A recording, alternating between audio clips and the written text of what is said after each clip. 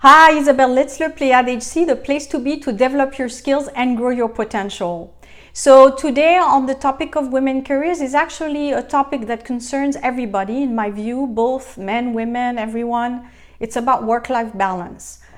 This is something that most people are wanting more of but don't know how to do, and it's complicated because everything needs time and everything needs a lot of time.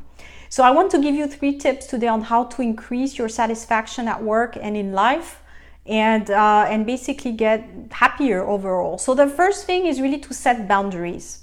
So what you need to do is really at work, you need to set boundaries on what you're able to give because people will want more all the time. So leading me to my second step, which is to book things. So this is a tip I give to people who are struggling with, especially staying late or giving too much at work, is really to book things because then you're committed to your booking. So if you sign up at the gym, for example, and we all know it's quite expensive, you have to leave because you paid for a trainer, you paid for a class, so you can't afford to lose this money. So what you want to do is book things in your agenda, whether it's a fitness class, a language class, any hobby. Again, it's not just about all mothers, it's also single people want to have time off for other things. So setting boundaries is the first thing, and second thing is to book things because then you're committed to your bookings. And the third step to really having more of a work-life balance would be to communicate on your preferences and your lifestyle.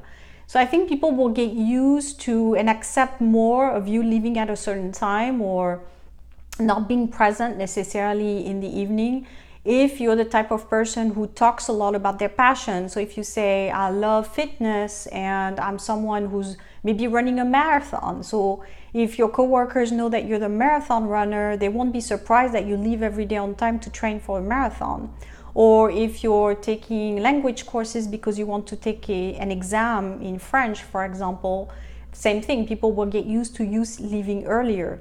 I think people will be more engaged with your decisions if it's also bringing value to the employment. If you're taking a language course and I'm your employer, I'm actually happy you're leaving on time because you're actually delivering more value for me if you have a degree, in a language class, for example.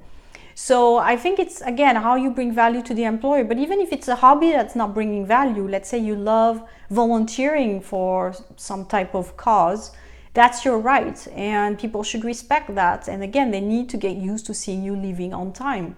So again, remember, communication is everything, and that's how you get people engaged, is by repeating the same things, reminding your priorities, your needs, what's important to you. As long as you do your work within your work hours, there shouldn't be any issues. I've never seen in my career where there's issues where people deliver the work and they leave on time. They're actually seen as more efficient people than the ones who stay late or maybe a little bit, they don't have boundaries. So having boundaries is actually a great thing for your career. So I hope this was helpful. Feel free to leave a comment. What are you doing to have more of a work-life balance? What has worked for you? I'd be curious to know. Thanks. Bye.